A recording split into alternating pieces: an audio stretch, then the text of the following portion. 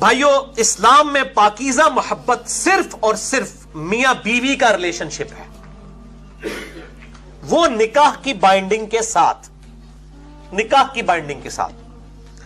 اسلام میں یہ منگیتر کا کانسیپٹ اس اعتبار سے کوئی نہیں ہے کہ کسی کا رشتہ طے ہوا ہے، ابھی نکاح نہیں ہوا تو وہ فری آپس میں گپ شپ شروع کر دیں، اور اگر منکوحہ بھی ہو، نکاح بھی ہو چکا ہو، تب بھی وہ علیحدگی میں نہیں مل سکتے۔ اور لوگ مجھے اکثر ای میلز کر رہے ہوتے ہیں جی کیوں نہیں مل سکتے، جی میاں بیوی ہیں۔ میرے بھائیو یہ میاں بیوی ہیں، علیحدگی میں کوئی کام ڈال بیٹھے ہیں، کل کو منگیتروں کی بھی منگنیاں ٹوٹ جاتی ہیں، اور کل کو وہ مرد اسی عورت کے اوپر الزام لگا دے کہ جی اس کے ساتھ جو معاملہ ہوا ہے میرا کوئی لینا دینا نہیں ہے۔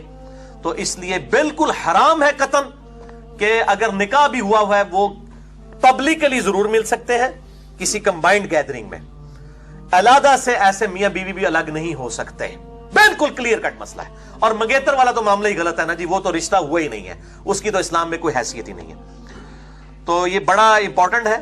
باقی اب آپ گرل فرینڈ اور بوائے فرینڈ والا معاملہ یہ تو بالکل ہی جھوٹ ہے۔ اسی طریقے سے یہ پاکیزہ محبت کا بھی ایک کانسیپٹ ہے جی، وہ ہیر رانجھا اور جی لیلا مجنو اور سسی پنو اور مرزا صاحبہ، ٹھیک ہے نا جی، یہ سارے کے سارے میرے بھائی یہ ساری کتابی اور یہ شاعروں کی باتیں، اسلام میں اس کی کوئی حیثیت نہیں ہے، نہ کوئی پاکیزہ محبت ہوتی ہے۔ مرد و عورت کے درمیان جب وہ غیر محرم ہوں گے تو سیکس کے پوائنٹ آف ویو سے صرف اور صرف رشتہ جو ہے وہ میاں بیوی کا لاک ہے، نکاح کی بائنڈنگ کے ساتھ، اس کے علاوہ کسی چیز کی اسلام میں کوئی حیثیت نہیں ہے۔ بھائیو اسی طریقے سے یہ ویلنٹائن ڈے کے اوپر تحفے تحائف پیش کرنا اور کہنا جی یہ پاکیزہ محبت ہے، کوئی ٹچ نہیں کر رہے، یہ ذرا ان لوگوں سے پوچھیں کہ آپ کی بہن کے ساتھ کوئی پاکیزہ اس طرح کی محبت آگے کرے تو آپ کو ہضم ہوگی؟ جو دوسروں کی لڑکیوں کے ساتھ آپ یہ معاملات کرتے ہیں تو یہ بالکل بے شرمی پہ مبنی ہے، اس کی اسلام میں کوئی حیثیت نہیں ہے۔ میں نے اس لیے مسئلہ نمبر 106 ریکارڈ کروایا ہے، تقریباً 30 سے 35 منٹ کی گفتگو ہے۔ کالجز اور یونیورسٹیز کے لڑکے اور لڑکیوں کی ڈیٹس پہ ملاقاتیں، اور یہ اسی اعتبار سے یہ سارے ایشوز میں نے اس میں ریزالو کیے ہیں۔ اور میں اپنا ایک گولڈن کوٹ وہاں پر بھی بولا تھا، آج میں پھر ریپیٹ کرتا ہوں کہ میرے بھائیوں، as far as بے حیائی is concerned in this modern era، اس ماڈرن دور میں جہاں تک بے حیائی کا تعلق ہے، یہ اتنا بڑا فتنہ ہے کہ اس فتنے کا لاکھواں حصہ بھی صحابہ کرام یا اہل بیت علیہم الرضوان و علیہم السلام کو نہیں گزرنا پڑا۔ ان پہ اور آزمائش آئی قتال کی شکل میں، لیکن کیا صحابہ نکلتے تھے تو باہر بے پردہ عورتیں نظر آتی تھی؟ یا چوراہوں کے اوپر 20 بائی 40 فٹ کے موبائل کمپنیوں کے بےہودہ عورتوں کے بینرز نظر آتے تھے؟ یا اس زمانے میں واٹس ایپ اور یوٹیوب اور یہ اسکائپ کے ذریعے، میں ان کی پازیٹیو چیزیں جو ہیں ان کا میں شدت سے حامی ہوں، میں نیگیٹو چیزوں کی بات کر رہا ہوں، یہ معاملات سے ان سے تو ان کو گزرنا ہی نہیں پڑا، یہ ازمائش تو ان کے اوپر آئی نہیں ہے، ان پہ دوسری ازمائشیں آئیں قتال کی شکل میں۔ لیکن جس طریقے سے امت کو اس وقت ازمایا گیا اس بڑی ازمائش سے، یہ بہت کریٹیکل ایشو ہے، بہت ہی زیادہ، اور نوجوان نسل کا اس اعتبار سے بیڑا غرق ہو چکا ہے۔ اور میں اسی لیے بات کرتا ہوں کہ قرآن حکیم میں بھی بار بار بے حیائی کے حوالے سے اللہ تعالیٰ اسٹرکٹلی ارشاد فرماتا ہے، اور آپ اپنے معاشرے میں بھی دیکھ لیں، جب بھی ہم کبھی گناہ کی بات کرتے ہیں، گناہ کا تصور لے کے آتے ہیں، پہلی چیز دماغ میں کیا آتی ہے؟ بے حیائی، سیکس، یہ نیچرل چیز ہے۔ اور اللہ تعالیٰ نے اسی لیے بڑا اسٹرکٹلی سورۃ النور میں سارے سوشل ایشوز ڈسکس کیے، اور یہ آیت میں یہاں پہ ریپیٹ کروں گا، اعوذ باللہ من الشیطان الرجیم، بسم اللہ الرحمن الرحیم۔ سورۃ النور کی آیت نمبر ہے 21، یا ایھا الذین آمنوا، اے ایمان والو، لا تتبعوا خطوات الشیطان، شیطان کے راستوں کی پیروی مت کرو۔ جو پنجابی جیسے کہتے ہیں تھیندے تھیندے تھی جاندہ ہے بندہ، جی ہم تو صرف میسیجز کرتے ہیں، پاکیزہ محبت ہے، ہم تو صرف ایک دوسرے کو دیکھ لیتے ہیں، پاکیزہ محبت ہے، کبھی ٹچ نہیں کیا۔ مجھے آتے ہیں فون لوگوں کے، وہ کہتے ہیں پاکیزہ محبت، تو میں تو پھر چڑھائی کر دیتا ہوں کہ پاکیزہ محبت کون سی اسلام میں ایگزسٹ کرتی ہے؟ یہ خطوات الشیطان ہے، یہ بینرز، یہ ویڈیوز، یہ ساری چیزیں، مت پیروی کرو ان شیطان کے راستوں کی۔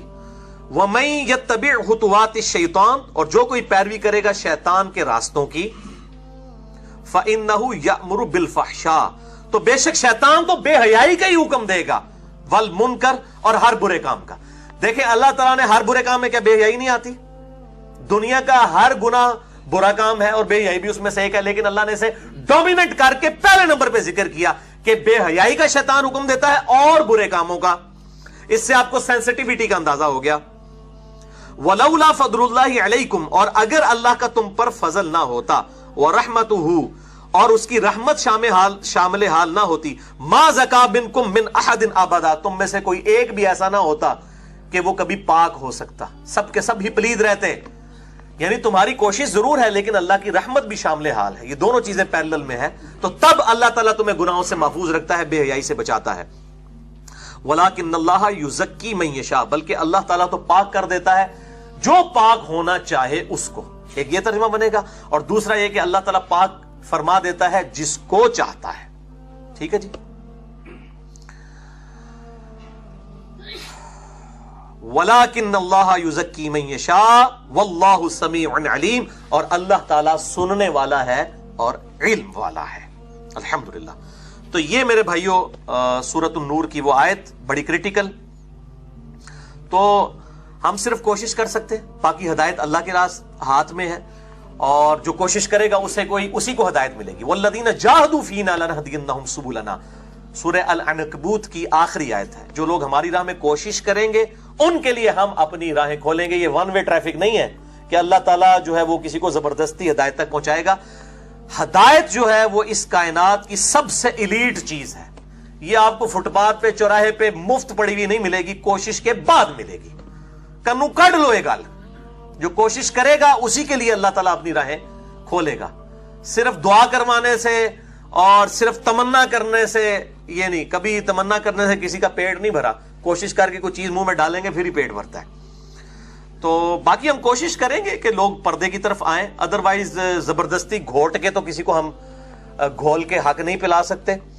اور دل بے ایمان تے اجتا ٹیر، پنجابی میں محاورہ بولا جاتا ہے کہ جس کا دل بے ایمانی پہ اترا ہو تو اس کے لیے حجتیں جو ہیں وہ ڈھیر ہیں، اس کے لیے پھر دلائل لیم ایکسکیوزز بے شمار ہیں۔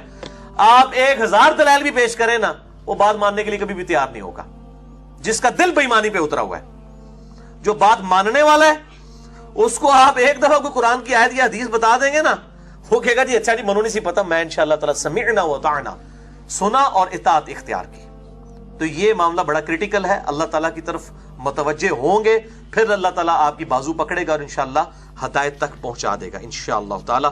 اللہ تعالیٰ ہمیں قرآن و سنت کی تعلیمات کے سامنے سر تسلیم خم کرنے کی توفیق عطا فرمائے۔